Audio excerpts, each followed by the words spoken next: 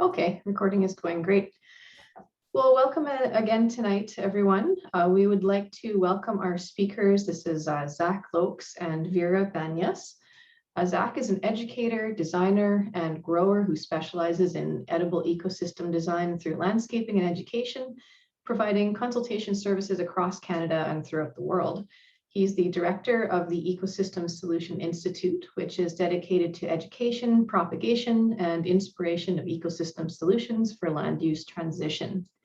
Now, Vera is a master gardener, food security specialist, and works in sustainable fisheries development. Within the Edible Ecosystem Institute, she's the manager of the Institute's largest satellite site, the Suburban Edible Ecosystem, which is showcasing food security solutions for semi-urban areas. And she works across Canada to bring food security to policy and community well-being. So in addition to these topics, Zach and Vera have an interest in helping people transition green spaces into prairie habitat using a modular approach. And they'll be co-presenting modular prairie design, applying ecosystem principles to prairie restoration this evening.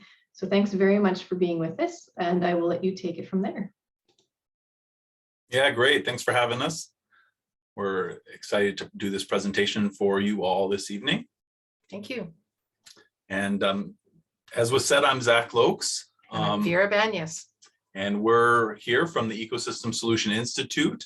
And we work in a lot of different ways, including with small plot gardening and regenerative farming and ecosystem restoration. So we're going to focus on ecosystem restoration tonight, looking and taking a modular design approach.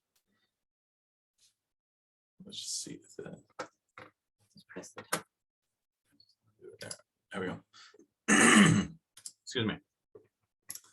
Okay, so why plant a prairie? You know, it's always good to start with why, as someone once said to me. And so why to plant a prairie? Well, if you look at this diagram on the right and you look at all of the inputs that go into your typical, piece of lawn in a yard, we have herbicides and pesticides often, not necessarily always. There's maintenance labor, there's the cost of a mower, there's the establishment cost of your sod or your lawn, whether it's seeding or rolling out. Your speaker's not working. Sorry, my speaker's not working? Oh, I think that might have been an audience member. You keep going. It sounds good. Oh, where's my speaker? Oh. Yeah, if everyone could check and make sure that they're muted. I'm checking here. It looks like they are all muted. But wait. Okay, well, I'll just keep going there. Oh, here we go.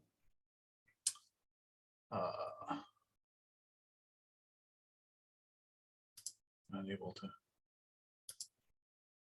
mute. If Kristen and Megan and Lisa can all mute, it looks like an Eldon here, or if our host can mute. It's not actually letting me mute for whatever reason. So, and there we go. Okay. Okay. I'm just going to go back here just because. There we go. Hey, it's us. We're starting again. I'm Zach. And I'm Vera. Okay. So why plant a prairie? So as we were looking at this, it's apparent that there's a lot of different costs to managing a yard. And when we look at all those costs to managing a yard, and we look at all of the outputs of that, you might think, okay, there's recreational output, there's a certain aesthetic value, maybe it's seen as a way of managing pests. Nothing happens. But ultimately, we have to take into consideration that there's not a lot of benefit for the input. And with a similar input, management, establishment costs, you can actually have a prairie. And with a prairie, you have a more sustainable landscape. You have a landscape that sequesters carbon. You have wildlife habitat. It's beautiful. And I have this at the bottom, this idea of ecosystem bathing. So if we talk about, forest bathing, which has been shown to be, really beneficial for people's immune systems and for their minds and the clarity of thought, we can take that concept and just apply it to any ecosystem. So this can be applied to a prairie. So if we have prairies around where we live, then we're able to spend time in them and enjoy the benefits that they provide for our immune system and our mind. So what is an ecosystem? An ecosystem is really any interaction of organisms with each other and the natural environment. So, this can be the soil and the air and the sunlight and the water in the environment side of things. And on the living side of things, this is plants and trees and forbs and grasses and foxes and people and soil microbiology. This is all part of the ecosystem. So that dynamic that mixes together is what an ecosystem is. But what's neat about the term ecosystem that is so crucial to the modular discussion here is that ecosystems are scalable. It is a term that is able to be understood at a small scale and also on a very large scale. I remember seeing an entire ecosystem inside of a log when I was working in the Northern Boreal Forest doing research and salvage operations and after forest fires. And so this was a completely burned forest stand, and in it, there was a log hollowed out. And if you looked inside that log, as I did, you would see there was an entire microcosm in there. There was fungi and there was a spider web and there was a salamander that was living there. And in its own way, this was a completely integral ecosystem. And yet it was connected to the larger ecosystem in this boreal biome. So that's always neat to think about, that is the way that they function, that they scale up and down. And indeed, they do that through dispersal of seeds and spreading outwards. And also ecosystems are a human habitat.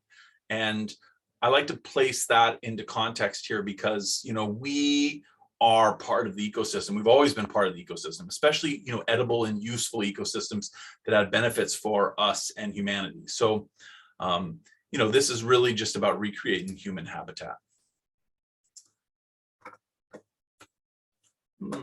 So here, the form, function, and potential is what we can talk about in terms of an ecosystem from a technical standpoint. Actually, all ecosystems have form, function, and potential. So they have form in the sense that trees, plants have different shapes, different sizes of both of their above ground canopy and their below ground root system. But they also have different functions for the ecosystem as a whole and for each other in relationship with each other. So functions like they produce food, they produce pollen, they produce nectar, they provide support for other plants that might grow up them. They open up the soil or accumulate nutrients from deep in the subsoil. The function is part of the conversation around companionship and utility for humans. So the function is really a lot of what we desire and what organisms desire in a prairie ecosystem. And the potential is the idea that ecosystems always are building potential. If you put a single seed from a prairie clover in the ground and it grows and it succeeds, it produces seed many times more than the single seed that was planted. And if you think about an ecosystem over time, an ecosystem that has been growing for 3 years compared to an ecosystem that's been growing for 30 years, if a fire rips through and sweeps through an ecosystem that's only been growing for 3 years, it has much less potential to reestablish itself than one that's been established for a longer period of time. There's, below ground root mass that can help regenerate. There is reserves of soil carbon that have been built up and stored. There's habitat for tons of mycorrhizal fungi, which, by the way, actually are massive helps in fire regeneration of prairies. There's seeds that are in a seed bank. So this is really kind of like the final cherry on top of what an ecosystem is. It has form and function, and then it has this potential.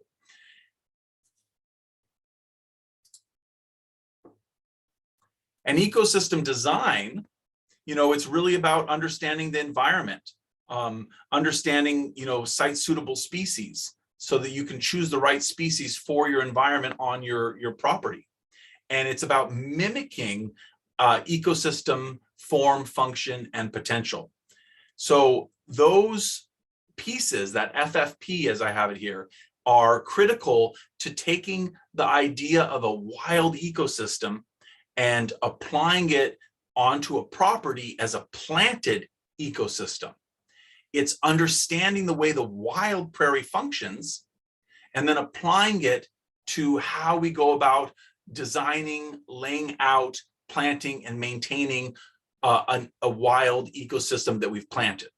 So when we use these principles for planting gardens and orchards and other, mixes of plants that are cultivars, it's even easier to apply them when we're actually taking wild plant species and establishing them, because that's really how you can go about creating a wild ecosystem, is simply to emulate its form, function, and potential. And then the other side of ecosystem design is the ecosystem itself. And that's the way that we establish it. This is useful. The techniques, the tools, the supplies that are used. This is so important because it's not enough to, and I have to say, this is where I sometimes keep trying to unmute. a lot is lost in the process of restoration work or permaculture, whatever names we want to apply to various forms of land management. But is that sometimes when we want to use a wild approach, we take wild means to get there, and it doesn't work. So we have to be humble and realize that we're humans, that we have a certain organization of our minds, right? Yeah.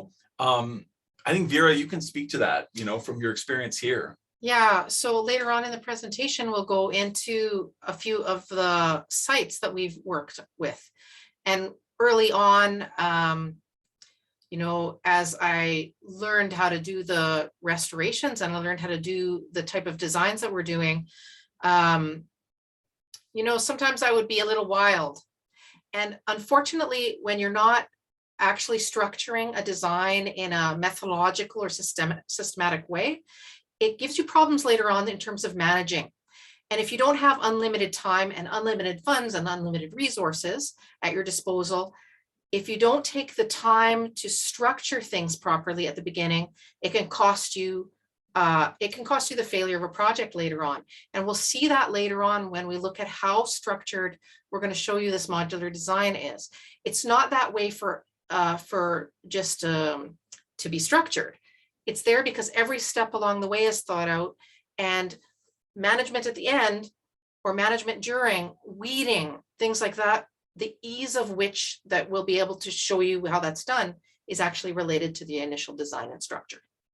Yeah, exactly. So, that's, and there is a bit of this play on the words here because, and that's why, the concept of ecosystem design is both. It's understanding that we're mimicking wild ecosystems and we're using ecological systems of tools, techniques, and supplies, which ultimately save resources and improve success. But fundamentally, what we want to be doing is directly supporting the ecosystem services. And if we understand that, then we get so far ahead in how we manage land, because ecosystems have all of these services, these functions, right? And that comes from their form and their potential. And when we support their functions, they can continue to function. So, we make sure that the plants have, deep roots, for instance, so that they're planted with their roots down deep so they can quickly start to establish themselves, so that those roots can get healthy, so that they can supply the function, the service of breaking up hard pan in your soil, right? This is directly supporting it. as opposed to getting a transplant with very shallow root bound system and just sticking it in the top inch. This is not supporting the ecosystem's capacity to support itself. And that's a big part of ecosystem design and an ecosystem approach. So modular design, just to kind of step out of the box and into the unit here on the page, is if you look at here, we have a bunch of different breakdown of units, and everything can be broken down into parts, and you can choose the size of your parts. You can create a standard unit. There's many standard units that are used in agriculture, you know, the acre, you know, the hectare, right? So what are the standard units in a property? What are the standard units that you can use to help organize your space? So we use 5 by 5, and then we link them together into beds. So a 5 by 5 square, 3 of these linked together can make a bed. 3 beds linked together can make the start of a plot, and then you can make them as long as you want, etc. And then you can see how that fits into a landscape. So by having that organization, you can start to create patterns and find appropriate placement within any property at any scale. So again, this works with the scalable nature of ecosystems, which are designed to sort of, you know, grow out in swaths and come in if there's pressures, you know, and we can do that by organizing land to accept this sort of model of ecosystem dispersal and growth. And this is how the micro landscape can build up to make a macro landscape. But it's also a good way of visualizing how you can have your cake and eat it too, where you can have some lawn and some other land uses in your property and still make room for abundant biodiversity in the form of prairie restoration.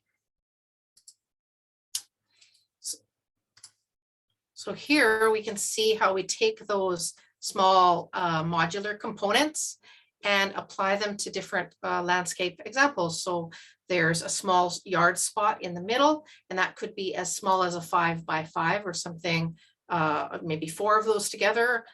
You can use a fence line and just line them all up. You can do your entire front yard or backyard, do a corner in the yard, do something at the downspout, do something on your septic field, although we'll talk about some limitations associated with that in the next slides. But the basic idea is to look at the lines that are on your property. What are already existing on lines? What are already existing there? Because we've already structured the pieces of land that we have for the functions that we need as humans. So along your driveway is a nice line. Yeah, we want to find those common lines that already exist, you know, because we all have them the same. And that's part of that organization is we all have driveways, we all have edges of fences, we all have these places, and you can see how they can fit. And the nice thing is we typically already have the tools necessary to manage those types of edges because we already have those common lines in our properties.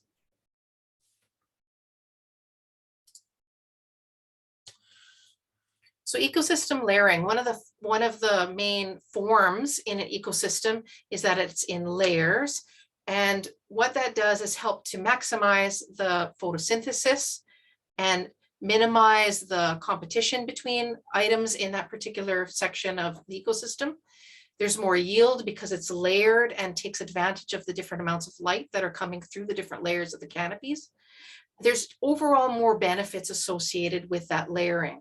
And so we take that same approach with the modular design and build layers into the designs, the choice of plants that we would take in any spot, whether it be a spot or a line or whatever, what have you, in terms of how many modules you would plant.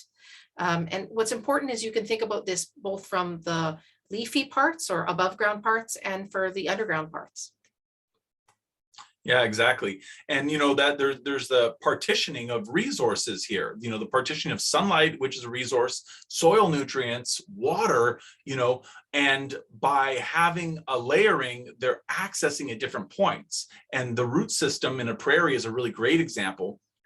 And I know some of the images here show woodland edges and not only prairies, because we use a lot of the same content material for other design lectures. So the tree in here, could be on a prairie edge and then coming down, but that actually shows that there's a lot of potential to maximize the edge environments that exist within our urban, suburban, and rural environments, where we can have prairie in association with woodlands or other trees, ornamentals that might be in a site.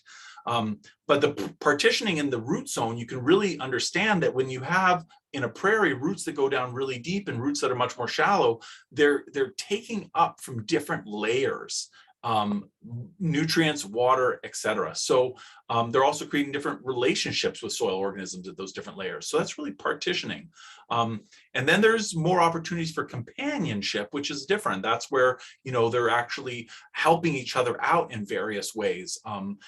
Early flowering species will provide nectar and pollen for pollinators like bees.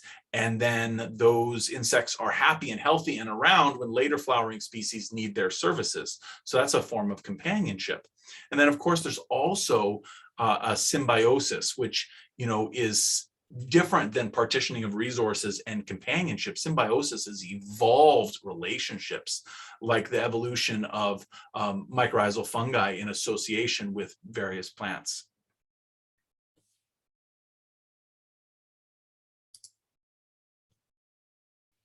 So here you start to see some of the details of a design and layout. In front of you, you have a spot, and we've overlaid it with a grid. And you can look in the grid, there's red dots, which are in the center. That's where you might put your tallest ones if it's in a line. There's a yellow and a purple section, so that's sun and shade, sides of that particular line or that particular plot. And then a space for ground covers. It's important to understand the sunny and shady aspects of your plot or your area that you're going to look at, because you're going to want to choose the appropriate plants in those particular areas. And you can see how that plays out in the photograph. That's one of our sites that we did last year. And you can even see on the ground, you can see where we're walking. Like, where do you want to walk in your site? You want to make sure you plan for that. Where do you want to walk when you're planting even? You want to think about that in terms of this modular piece. And then you can see gridded on the ground, those are lines that are put by a roller. And we just line the whole plot of land, and then keeps everything nice and organized as we do the planting.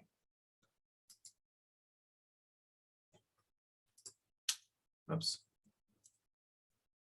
So one of the first things, though, to get started is that you have to understand your site. And, it can be as nerdy as, getting a soil manual and going through the process of testing your soil. And you can also just simply send out an analysis to a lab. You can learn a lot by just getting your hands into the soil and seeing how deep you can dig in it. Is it compacted? Squeezing it. Does the soil hold together? That's clay. Does it fall through your fingers? That's sand. Does it sort of crumble like a cake? That's a loam or a high organic matter soil. So we can learn a lot just visually. You can see if your land is wet in the spring. How long does the puddles stay in that part of your yard or your field? You can go out in the morning and the day and the evening during the spring, summer, and fall and see how the sun plays out across your property.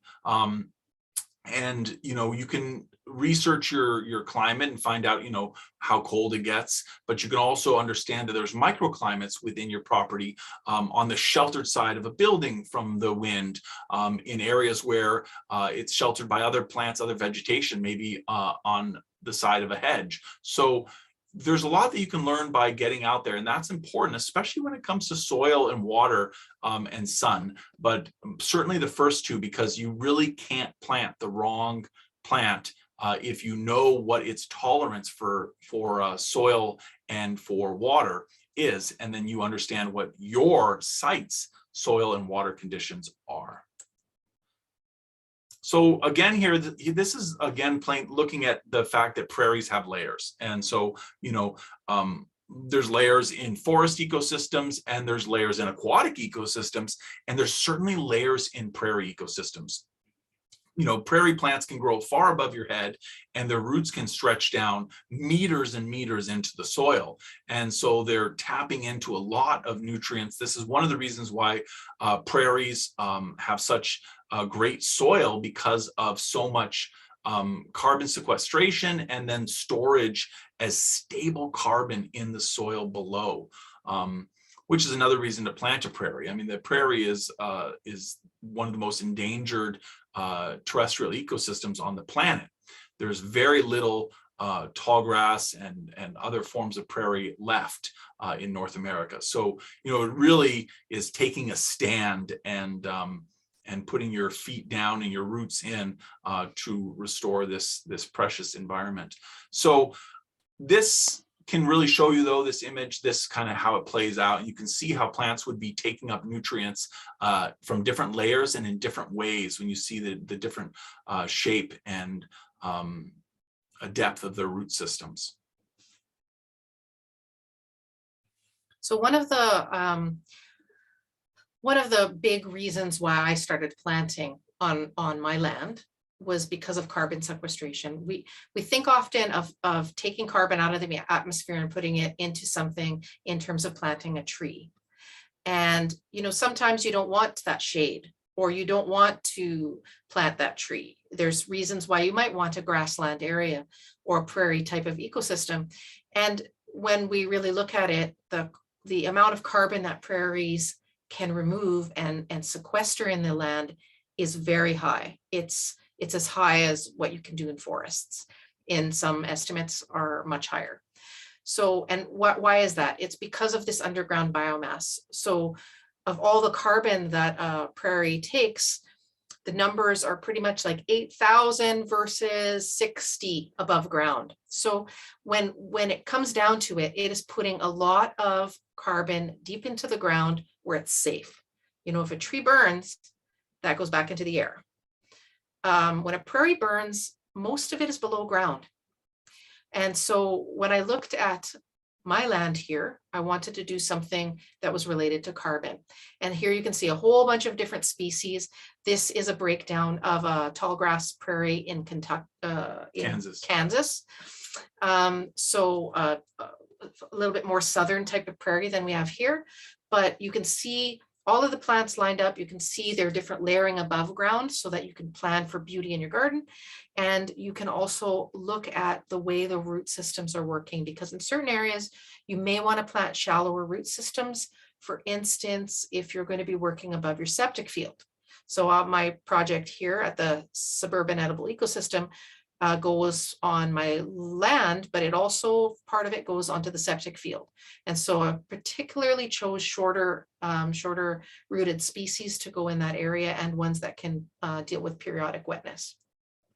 So that's what this image really shows you, is this sort of idea of keeping that carbon underground.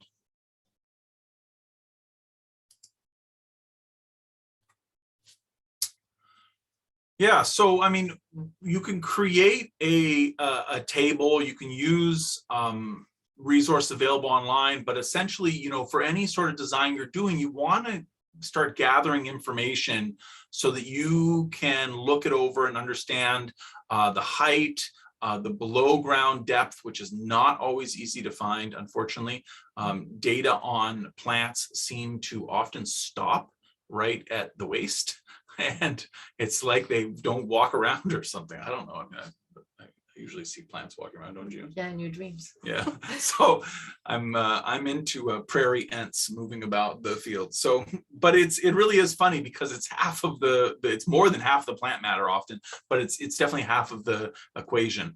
And but if you have all this information gathered together, it helps you to make a design. And we're going to show how that plays out, but it helps you see different questions about light and moisture and soil type and tolerances that they might have.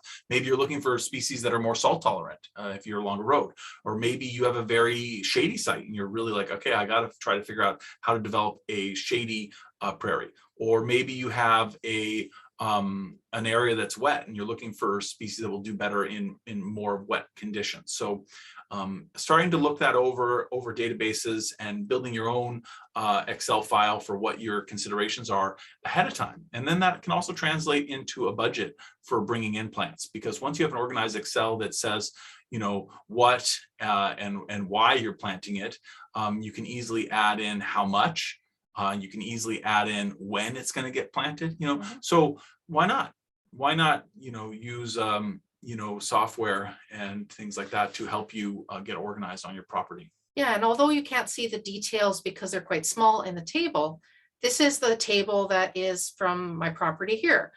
So this was a restoration or a little prairie spot that we did. It's about 800 square feet. And the what you see before you in yellow are the sun species, the blue ones are shade species, the ones in green were shrubs that we were doing at the edges as they transitioned into other sections of the property's design here. And then within it, it's all organized by height. So the tallest ones at the top, the shortest ones at the bottom. There's information there about water tolerance. There's information about uses, because one of our primary goals here at the Suburban Edible Ecosystem is edibles and medicinals. So all of these things were incorporated in this table. It made it very easy to do the planning once it was time to order plants and then and figure out what we were going to plant where. So this is an example of one little prairie spot, 1 5 by 5, properly gridded, a number of plants. And really this is a design Zach did what last year or the year before, simply for a spot. And what we've done here is provided a few of the reasons why those plants were incorporated into this particular spot for this particular application. Yeah, exactly. You know, and you can see that, you know, it's been organized, it's gridded off, the plants are planted in an organized fashion. There's an alternating of form and function. Actually, for this example, it's placed up against a structure, and the sun is at the bottom of the screen. So the taller plants are at the back to really, you know, capture that sun, and there's shorter plants at the front to allow them to also have access to the light. But there's a mixing of, you know, nitrogen fixers and different uses, medicinal, cultural plants, you know, plants that have a lot of habitat benefits for bird species. So, you know, you choose your species based on your goals and also based on their site suitability, you know, and then, you know, you can make just a spot, because remember, it doesn't take more than 5 by 5 to create a complete ecosystem complement. And there's always room to spread.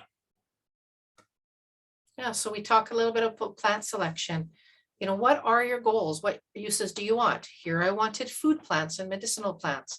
I also have a section that is related to cultural use from this particular area of Canada. And we talked a little bit earlier about being on Treaty 1 territory and how that it gets incorporated into our land uses. What is the environment here? Is it dry? Is it wet? Do we have water? Do we not?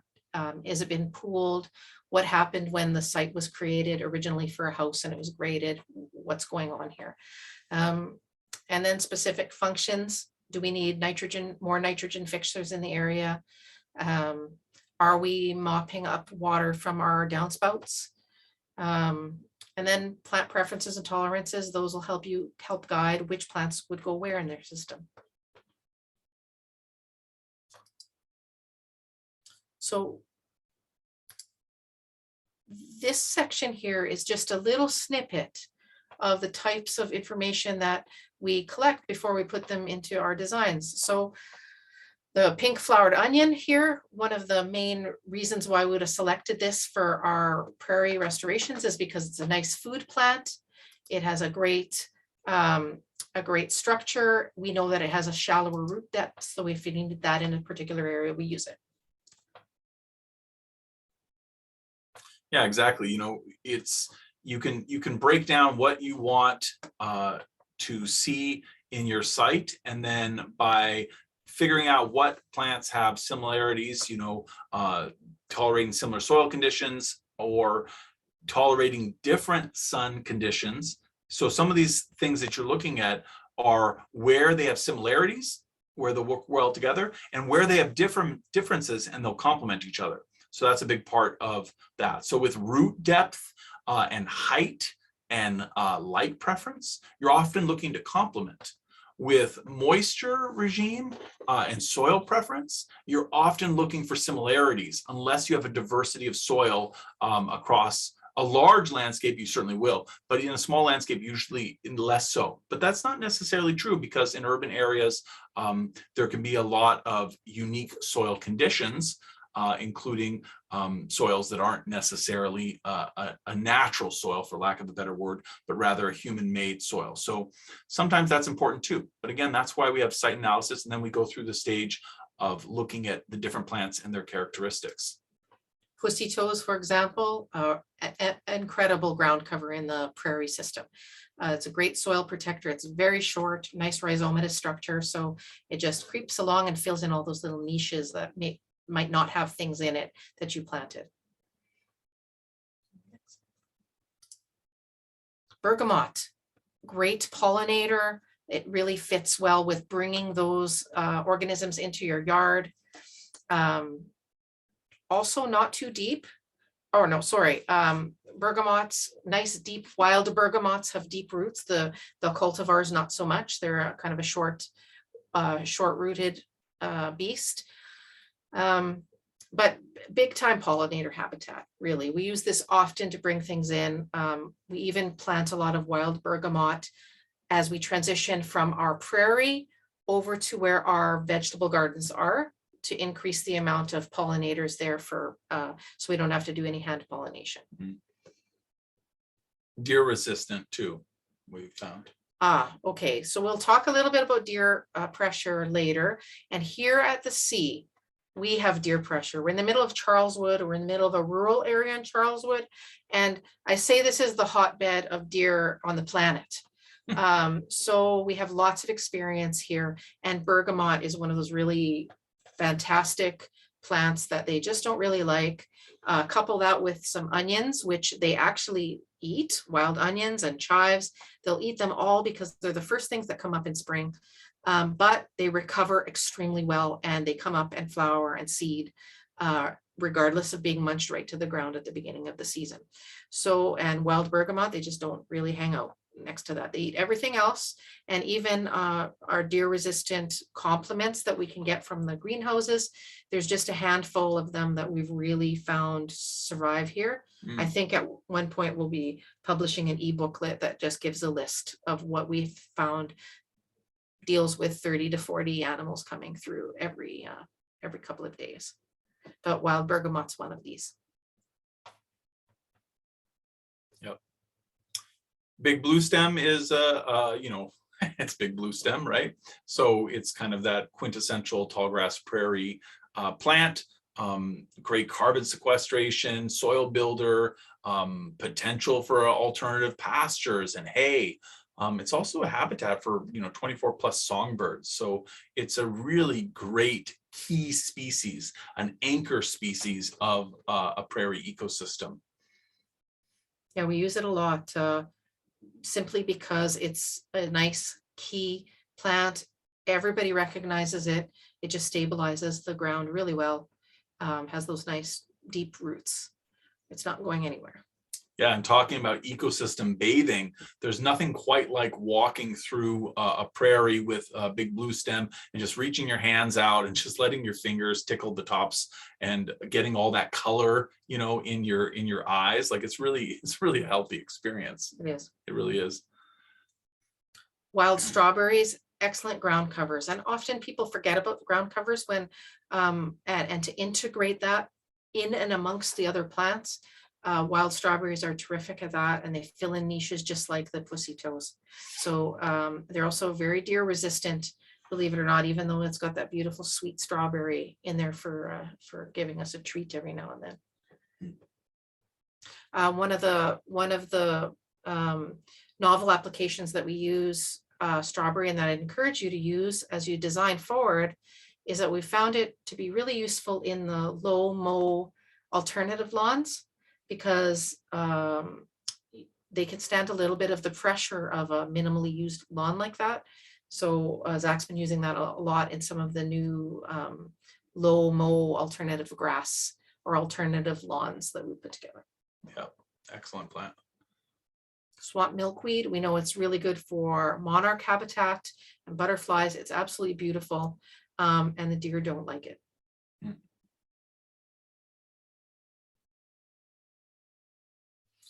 Clovers are great nitrogen fixers. We scatter them all in about all of our designs specifically for that. They're very hardy. They'll grow in gravel. They'll grow in pretty much anything you have.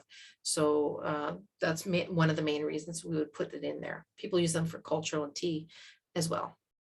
Yeah, we did a very thick seeding of purple prairie clover in a restoration project of a 5-acre gravel pit. So, you know, various complements of prairie species, but then the clover as a you know, a nurse crop and just something to really start to reinvigorate that soil because it's been so denuded for so long. And it's a gravel pit, so of course what's left in there is scrap that's gravel and sandy and maybe little spots of clay. You know, it's a mess. The soil in those kind of sites are a mess. So it's a great restoration plant. So it's important to have, you know, quality plants and seed. You know, source identified seed is important, like understanding where that seed comes from, that, you know, you're, as much as possible, you're creating a planting that's from seed, or if you're buying plants from seed, from plants that were in the wild in your area, as opposed to something that is coming from, you know, out of province or more southern climate. Like, it's better to have plants that have their parentage nearby. It's also important for your prairie plants to have deep cell packs, to have deep roots. These plants in the hand there are, you know, you can see how deep they are considering they're tiny little plugs. So usually if you were, say, planting vegetable starts, the plug at that size is 1/2 to 1/3 of that depth. So, you know, it's good to have that depth. It helps those plants, encourages them to go down. You don't want root bound plants. It's just confusing. So that is partially on the nursery, making sure that they get them out on time. And it's partially on you. You just have to lift them up and look at the roots in the nursery to tell if they're root bound, you know, if they're just, what does root bound look like in a prairie plant? There, you don't see any soil. You know, it's just masses of root, and they're starting to curl instead of going down. And you can also look, you know, the roots should be, you know, clean and clear and vibrant, as opposed to, you know, old and dark and, you know, rotten looking. So everything starts with your plants, you know, the success. If you put in plants that aren't suited to your site, in terms of soil, because you didn't look at your environment, you didn't choose the right plants that could suit that soil. If the plants are unhealthy, or, you know, you brought in plants that aren't really acclimatized to your area, then the success is going to be lower. So, and of course, you can also find things that have been grown in an ecological manner, because if you are trying to have an alternative lawn and you want to be sustainable, then perhaps that's a good way of going about it too, is avoiding too much chemical inputs. So flip-flop land preparation is a way of going about transitioning land for prairie, especially for smaller scale examples. And what it does is it's an approach to turning land that's in, say, lawn, or it could be an old garden, or it could be a weedy field. It doesn't matter what it is. It could be an old hay field. It's taking that land and turning it into open ground that you can then choose a complement of species to fill that now available ecological space.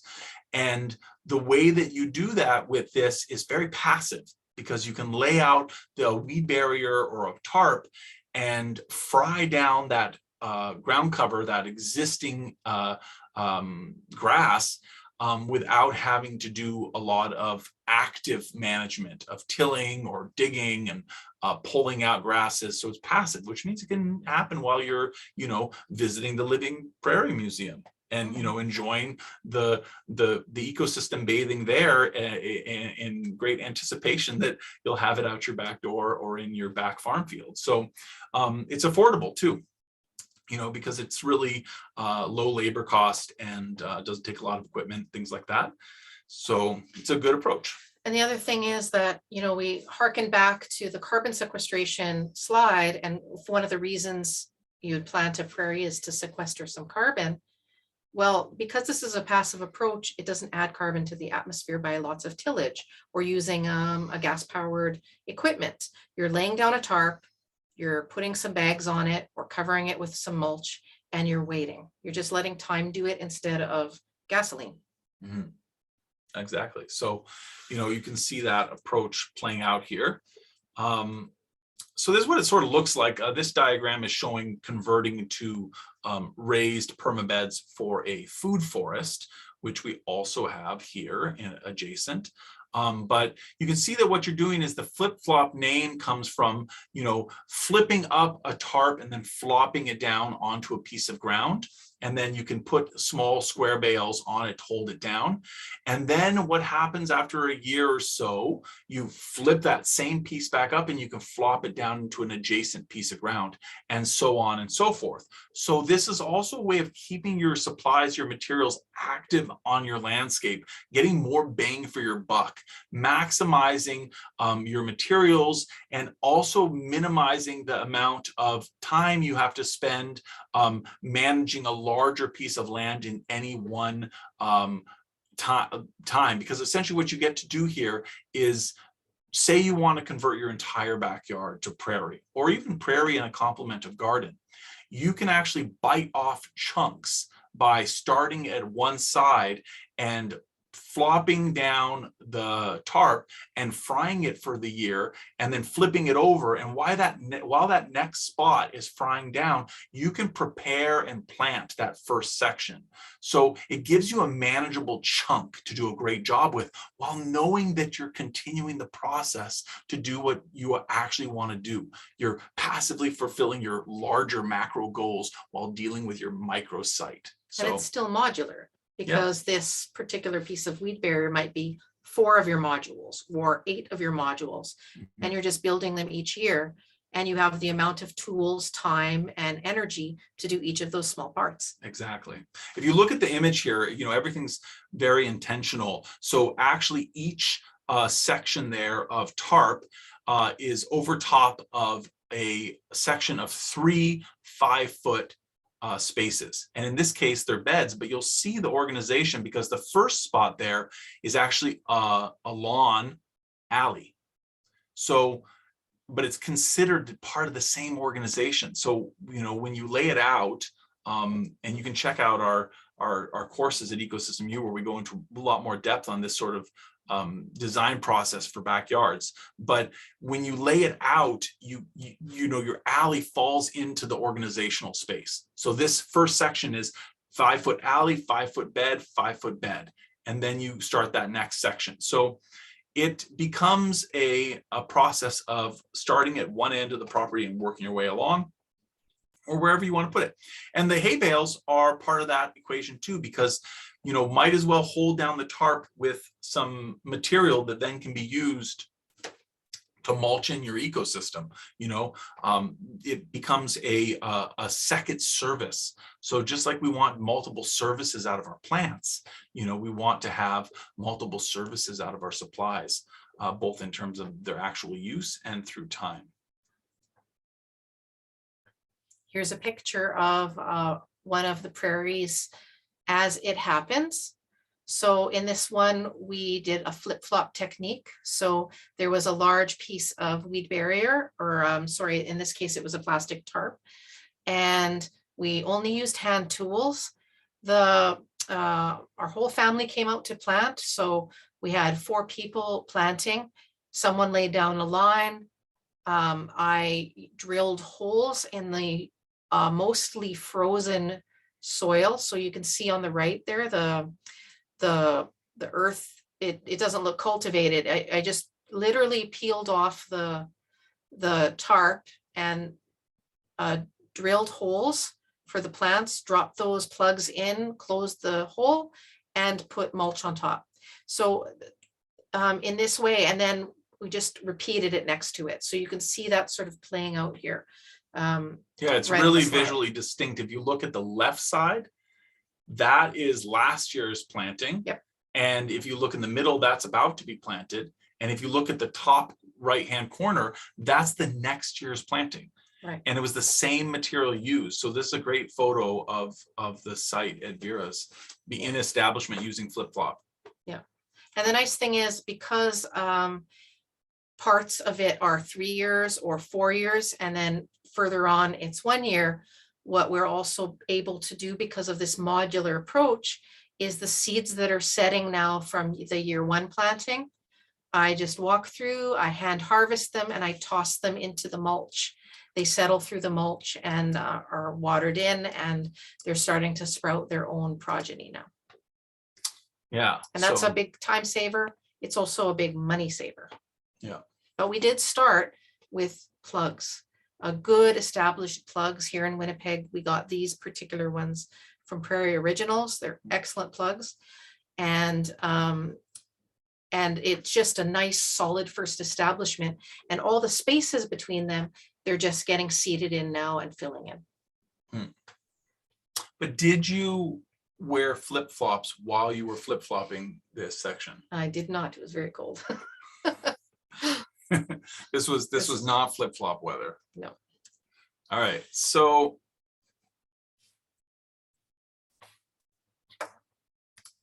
arrow gets lost there. So soil improvement, most plants do better with better soil. That's sort of just generally speaking a good rule. A lot of times, you'll have plants that can, really thrive in poor conditions, but overall improvement of the soil is a good idea. Adding compost into the A horizon, especially in poor quality soils, this mimics natural accumulation of carbon in the higher horizons of a soil at the top. It also serves its own sort of mulch. High amounts of compost in the top horizon, it's sort of mixing into the soil and becoming an organic matter rich soil, but it's also a mulch. It's a compost mulch of its own, which is helping break the loss of moisture from the soil into the atmosphere and helping buffer the soil from rain, which actually can compact soil. So you can improve your plant's fertility, the drainage, the structure. You can improve drainage by building raised beds for your prairie, like the image here. And this really can, again, really heighten your sense of modular design and really heighten your sense of organization, having those distinct footpaths through the prairie. And eventually it all sort of disappears into the prairie, but it's there. And you can even choose to then establish lower growing ground covers in those prairie paths. But we don't tend to fight pH. So that's the one thing I don't tend to mess around with in terms of changing. Find out what the pH of your soil is, plant the correct plants. Because you can improve your soil's fertility, drainage, the structure of the soil, the organic matter in the soil, and then your prairie is going to continue to maintain those things quite well. But changing pH is a little trickier in the long run. If the pH is very, very, very low, it's never really going to permanently come up. So that's something to keep in mind. This is just a little bit about larger acreage plot preparation. I do projects on quite large acreage too. I'm not sure everybody in this group whether or not this is a scale, but I felt like I could throw it in because on this scale you do apply implements and you can use a flip-flop method. I've flip-flopped on all sorts of large property sizes as well, but you still need to use equipment to break that ground. You can't just use hand tools to start to organize it and break it. So this is showing using two-wheel tractors. And that's one way to go about it. You can get your neighbor to bring a plow and over and open up that land too. If you're doing a larger acreage, if you are a farmer, you can use your equipment. I'm just showing this system because this is a bit of a shout out to my book that I'm about to send off for publication that's about two-wheel tractors. So I'm just sort of putting this in here because it's on my mind right now as a great kind of medium scale for property owners. And if you have a larger homestead of, 2, 3, 4, 5 acres or plus, then it is a good equipment set for doing a lot of other types of work on your property. You can also consider doing land reclamation for prairies on this scale. So maybe you have, the woodland or the edge that has spread out into a grassland, and you want to fight it back a little bit and kind of recreate a prairie environment, just in terms of having grass, but then actually restore actual prairie species. So you can remove the dead wood, you can fight back the bush, you can chip this material, then you have a bunch of mulch available too. So it actually can be a really great sort of companion management in terms of your jobs. So you can, have that material available for mulching later on. On this sort of scale, plot layout becomes really important, like really measuring out and putting in flags and deciding where it's going to be, because you are tackling a larger site. You want to make sure that you square it off properly and you work efficiently. If you're using equipment, you really want those straight lines. So that's something to consider as well. So one of the important things when you actually get to planting is to look after those starts. And here you can see what you don't know is the sun is to your coming up on your left and going on your right. So these little plants only get the morning sun. It's sheltered by the house. There's a lot of water to water them every single day. Those plugs dry out quickly, so really take care of them. Keep them well watered, keep them in the shade, sheltered a little bit from a wind, and don't lose the labels, because you'll kind of want to know what you're planting so that you can plant them in the spots that you decided for them. And really look after those starts. They dry out pretty quick, especially when they're really, really healthy. So don't leave them out in the sun to bake. Yeah. And another note there too is really take into account that if you're planting some species that are really shade types, then you really want to keep them in shade. This is not enough. They need to be in an area that's in, pretty well, mostly shade, because unlike a shade plant that is accessing some sun, or a partial shade plant even that's accessing some sun with a well-established root system, this is not the same thing. So they really will fry. So take care. And that's part of the labeling there too. Here is a really good, this has been designed, it's been laid out. You can see the tools on the left that were used to mark things out, even putting just pieces of old watering line on your tines to mark out nice straight rows. You could use a dibbler if you have one. You can use a roller with markers, but really there's a reason why you'd want to do these things in straight lines, and management is one of those. Right now, you can imagine with this planting, once it's in the ground, if you're going to leave it unmulched, then you could easily use a hoe and just rip between all of those lines, doing front to back, side to side, and you can have that thing weeded in a very short amount of time. And really, I can't stress enough how different it is when you plant in rows and straight lines because of weeding. I hate weeding. I don't like being on my knees.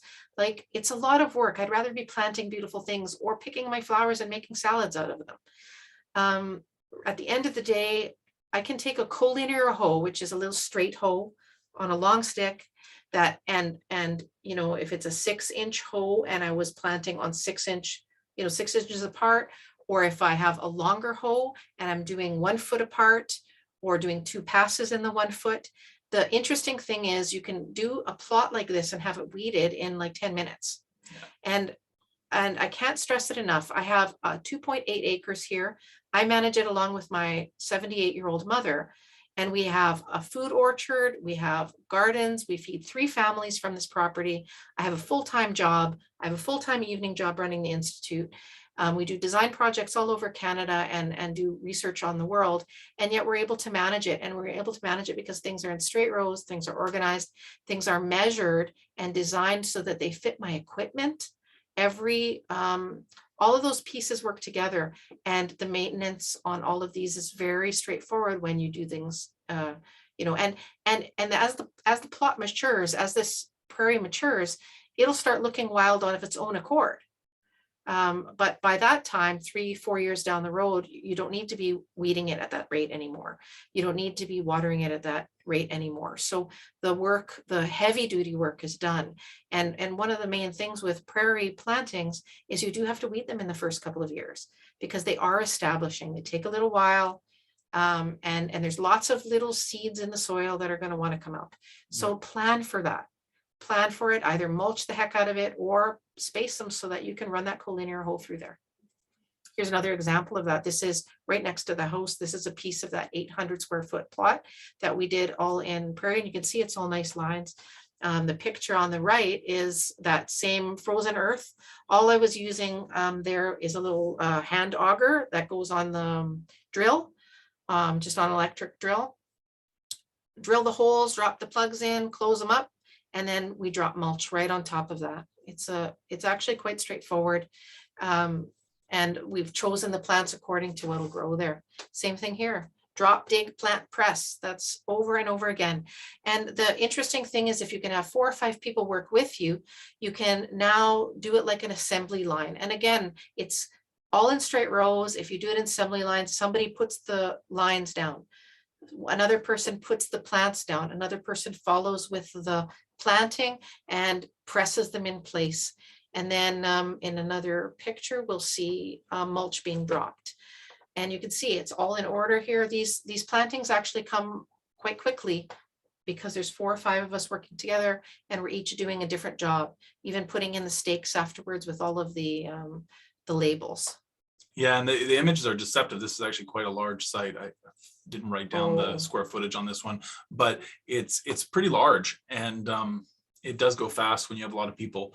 And as you can see here too, the organized lines can really help with accessibility for all jobs. Yes. You know, every job is important, and having access is critical, whether it's, you know, planting, whether it's mulching, whether it's putting in stakes for, you know, identification of plants, which in this case, this is a site for, you know, seed collection. So it's important that we know what names of plants are, what the names are. So that's something to have in mind as well. Yes, this was our team on that 800 square foot project. And it was also part of the team for the much larger one. You can see all ages, and the organization keeps everybody smiling because everyone knows their little jobs and gets them done. And our seedlings don't get dried out. They get put in the right place. And then it's easy for us to know where to step and where to weed and where to expect plants to come up in the spring.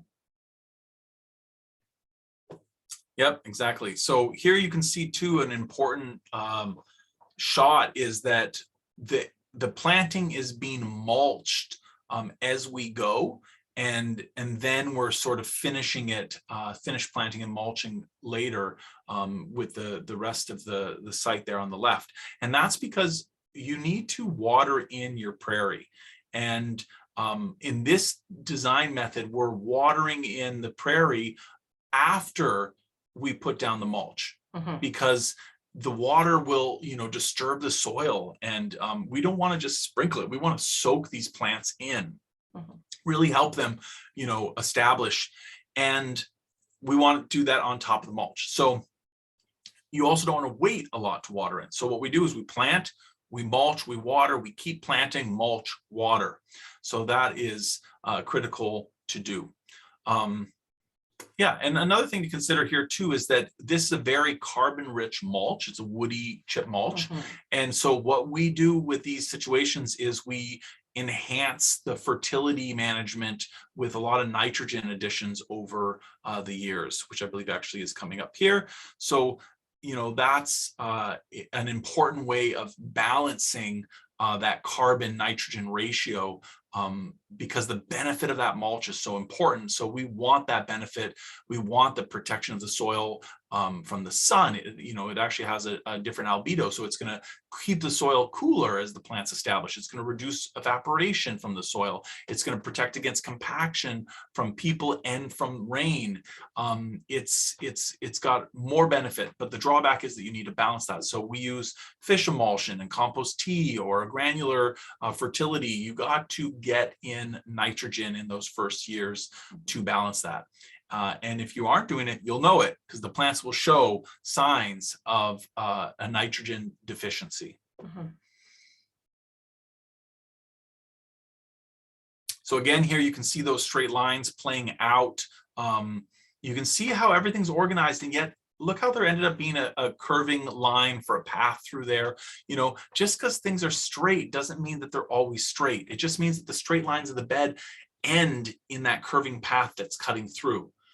Straight in terms of how I manage the plot, not straight in terms of how I move through it, right? And that's really important. And the other thing is that, you won't see those lines later, right? The plants are dropping seed, they're spreading out. We often plant in swaths too, so that, there's areas where there's a lot of complement in one area, and you don't see it. So, that's something to think about too. You can use woody debris, you can use chip mulch, you can use straw or second cut hay, but you should avoid hay that has weed seeds in it, because there'll be all sorts of different, maybe invasive grasses and plants that you don't want in your prairie. Straw, if there's some wheat seed in there, it's really not going to become a major issue. Usually there's not a lot, but if there is a little bit, they'll just grow that first year like a nurse crop, and then they'll be gone. So mulch. And then one thing we're playing with the idea of doing micro bales of tallgrass prairie for prairie establishment. So we're partnering with a small bale company out of Europe that makes small round bales that can be powered by a two-wheel tractor. And you can create a round bale, which is a lot easier to mulch, because you can actually roll it out, especially when it's small. And when I say a small round bale, I mean a round bale the size of a small square bale. Because there's, farmers will remember there's two sizes of round bales, and they're both, hundreds of pounds and thousands of pounds. So a small round bale that you can, handle by hand, it's about the size of a small square bale.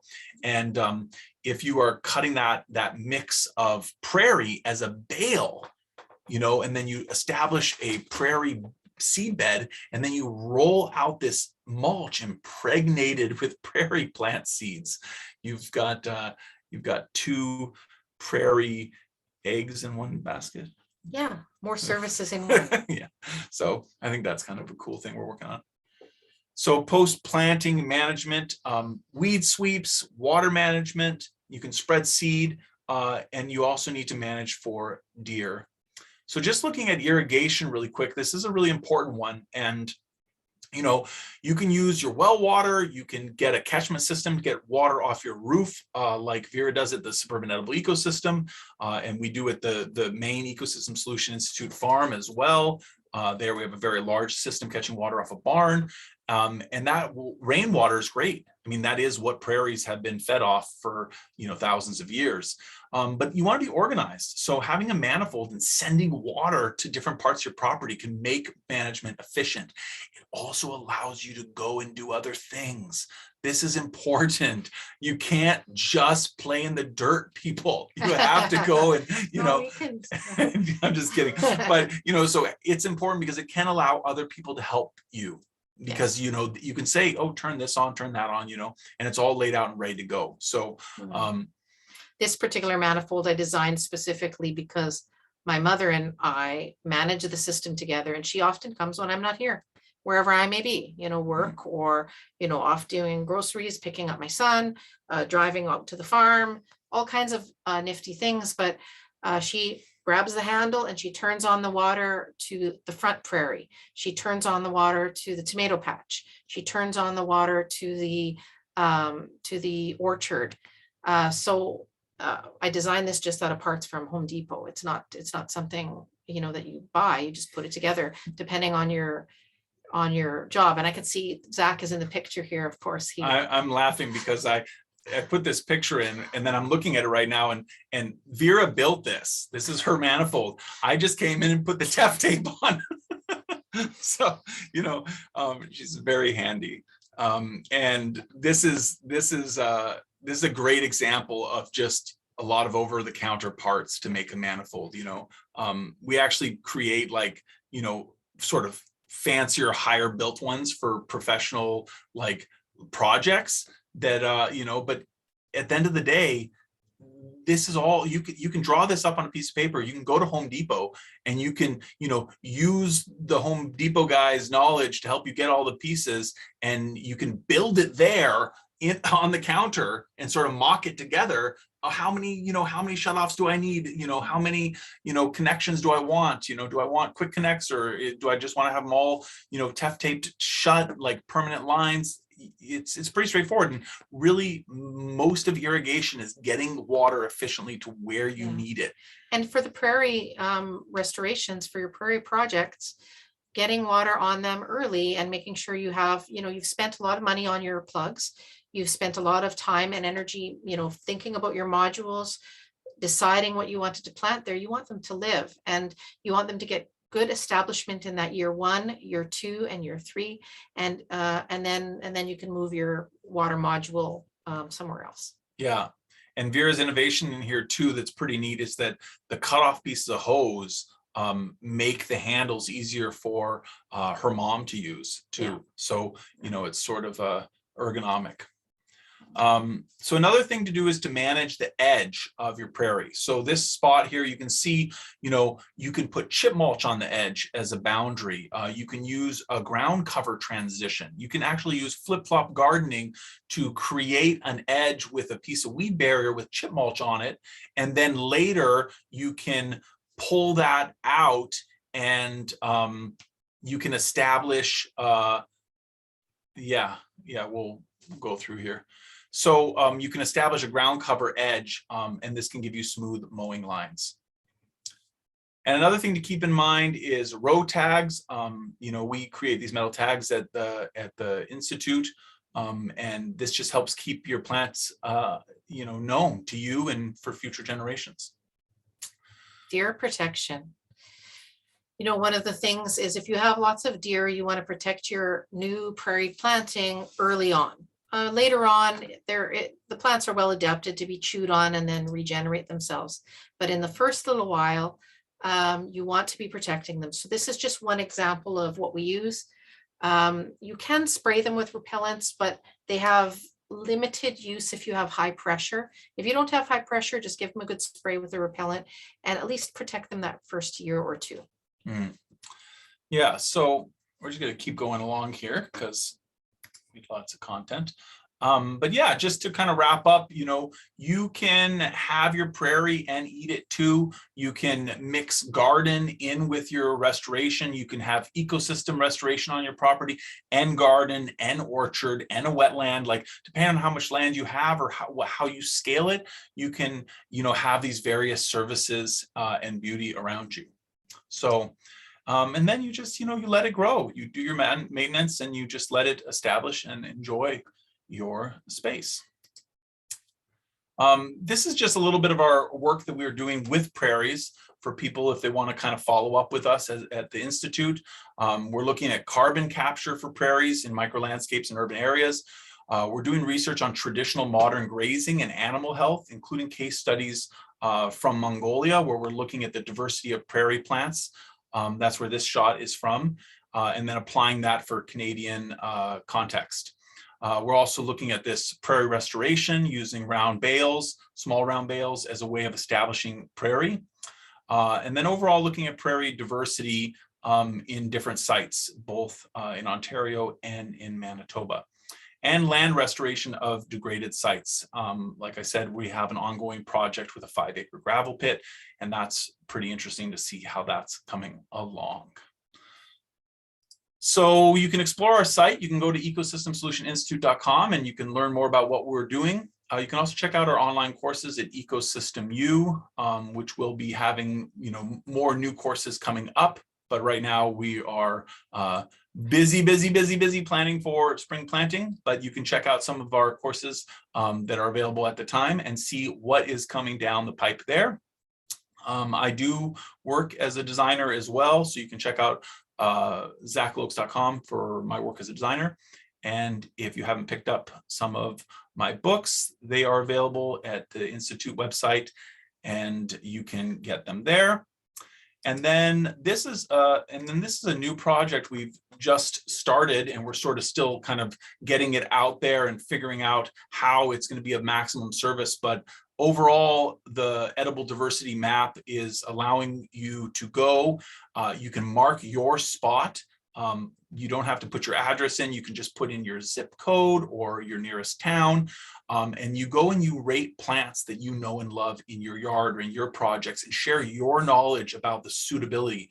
Because one of our biggest passions at the Institute is catalyzing change and helping increase the pace of land transition from underutilized, lawn or degraded, or too much concrete, to abundant, diverse, useful. And a big part of that is knowing what grows well, and having people who are in these different areas letting people know what grows well. So we encourage you to mark your spot. It takes about 10 minutes, and there's a free PDF download at the end. So that's a great way to learn something too.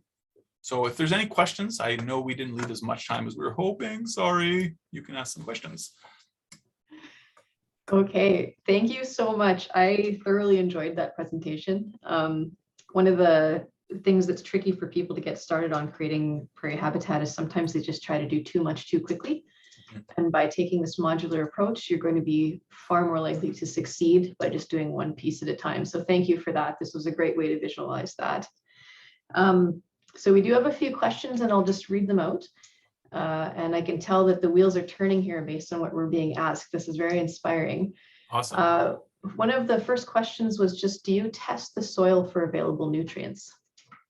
Yeah, I really think that if you are starting a project from scratch, or you're coming back to an existing project, you definitely get a soil test done, and you send it to a reputable lab, and you get the full spectrum of information you can possibly get, because that's a benchmark. That starts your journey in terms of your soil and understanding it. And then from there, you can depending on how serious you are about your soil data, you can retest every year for 3 years, or every 3 years.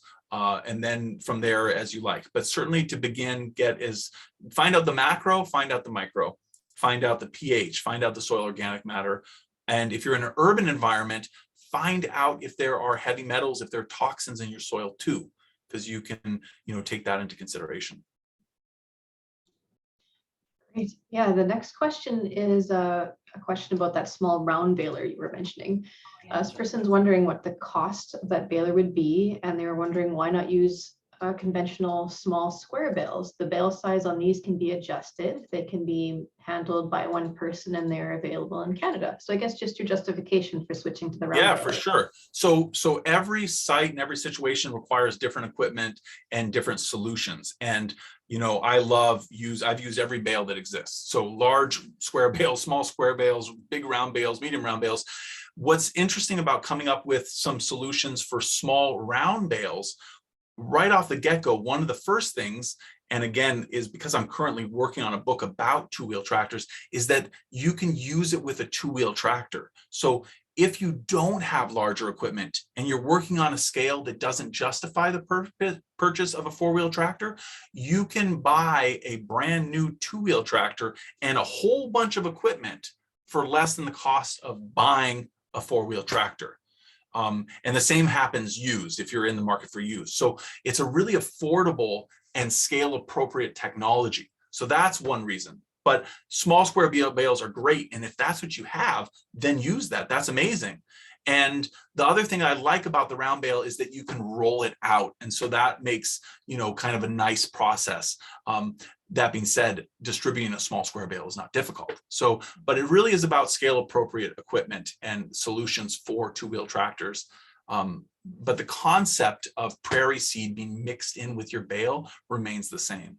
Yeah. And you know what? I can see it was John who asked the question. I think one of the inceptions of Zach looking at the small round bales is that he actually uses those enormous round bales and he rolls them. He actually physically rolls them out between lines of orchard trees. So like him and his friend will be rolling the bale out and it's laying down the mulch all the way down the line. So, you know, 150-foot line of trees and he's laying the mulch on either side. I using the round understand bale. how Easter So- Islanders moved all those big So stones. it's the same idea with the round bales, except on a more scale appropriate. You could just take that round bale and lay it out between the rows of whatever you're planting. It's actually kind of interesting because if you're using it as a mulch between trees, for example, then all of a sudden the seeds that you're now depositing there have purpose in that you're dropping prairie seeds, perhaps between your large spaced orchard trees or whatnot. So the applications can end up being quite interesting because it's impregnated with those seeds that are ones that you may really want to just add to your seed cache in the soil. Mhm. Yeah, thanks. So he was also wondering if there's a way to view that gravel pit restoration that you worked on. Yeah, that certainly could be possible. Just reach out to us at the Institute. That one is in Ontario, so people know. But yeah, you know, we've got a lot of different projects and opportunities for people to come out, and you can just, you know, go to our websites, like I said, send us an email. If you already know us, send us an email. We're here. Great, yeah, and I've put the link to the Ecosystem Solution Institute as well as the Ecosystem U in the chat. So if folks wanted to click on that, they can get a closer look. So the next question is related to deer. What deer repellents do you recommend, and is fencing for deer possible? Well, I have had a lot of experience with deer. And really, if you have a lot of deer, you really have to fence. That being said, there's different ways to approach fencing. You can do a very, very tall fence. Deer can jump over most things. So a tall fence, meaning, you know, 7 to 10 feet, usually 10 feet if they really want to get in. That can be somewhat prohibitive sometimes. And sometimes you just want to work with their biology and root them around whatever it is you don't want them to get into. So a series of fences or blockages might help. In lieu of a tall fence, you can do 2 short fences that are 4 feet apart, and they won't jump over the first fence because there's not a space to land between them. But there's a bit of understanding of deer biology with respect to fencing. In terms of repellents, they work really well. You just have to keep reapplying them. So if you use plant skid or you use a blood product, there's several of them on the market. They all work very well. They're usually by their smells, you know, because it's got blood or urine in it. Those work okay. But you have to remember after it rains, you have to reapply it, or you have to reapply it during the season. So it depends what kind of plants you have. In a prairie system, when plants get munched, as long as it's not in that first little while, they're usually pretty resistant and they just come back.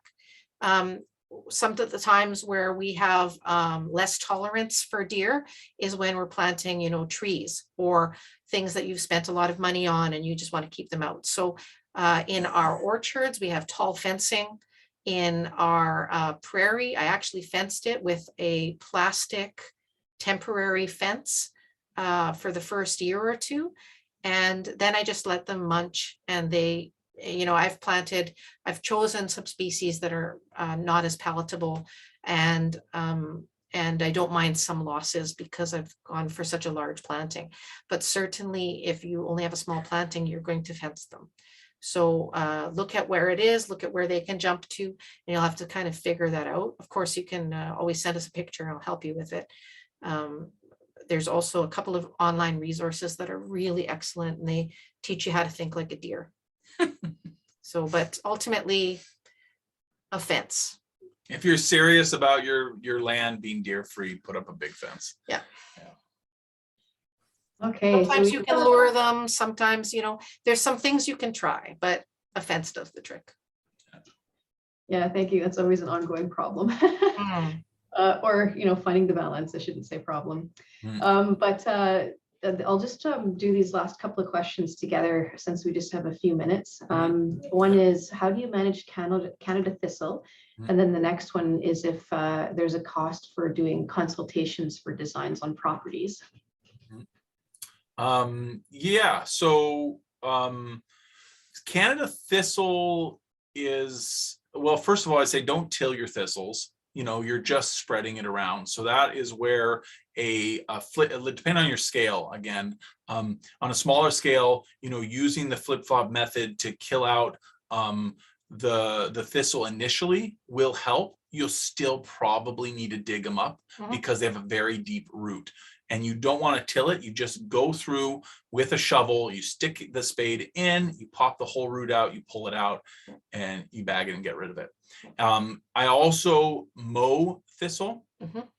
And if you mow them when they're smaller, then it doesn't allow energy to be sent to the seed. I also walk and just clip and bag the seed heads as they're maturing if it's later in the year, because that's a lot less work than having to pull out large amounts of biomass out of the ground and get rid of it.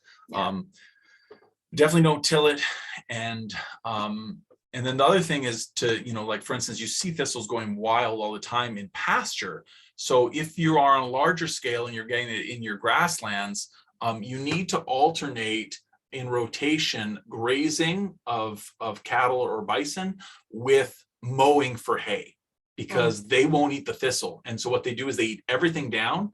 And if you also don't move them soon enough, they eat everything down so that they're eating it past that healthy regeneration point, because there's no longer the herd dynamics of moving on because of weather or moving on because of predators or moving on to greener pastures because they're confined. So they'll eat it down too far. They don't touch the thistle, and the thistle drops its seed in a bunch of land that's actually ready to receive seed. So if that's part of your system for this question, then, rotational grazing and, balancing mowing for hay and grazing and the timing is really important. I offer a bunch of consult packages, so you can check out the website and then just send me an email and I can go through options with you depending on, of course, the scale of your property and whether or not you want an initial consultation or whether you want a comprehensive package where I do a site visit and help with actual ecosystem design. So I'm very flexible and I work with people at all scales and in all different situations, and you can send an email and I'm happy to discuss that for sure. Okay, thank you for those thoughtful answers. Zach, Vera, this was wonderful. It was a great learning experience, great information here. Thank you both for being here. Thank you to our audience for supporting the Friends of the Living Prairie Museum Speaker Series. It's greatly appreciated. The link to the recording of this session will be available to members once it's been uploaded, so we'll send that out by email. And I just wanted to let everyone know that our next session is March 8th with Nikki Furland on the topic of Winnipeg being Indigenous land. And she's a very good speaker, so I think we'll have a lot of insightful information from her. So with that, again, thank you both. This was lovely. And thank you to the audience. And I hope everyone has a great evening. Thank you, everyone. Thank you, everybody. Take care. Plant on.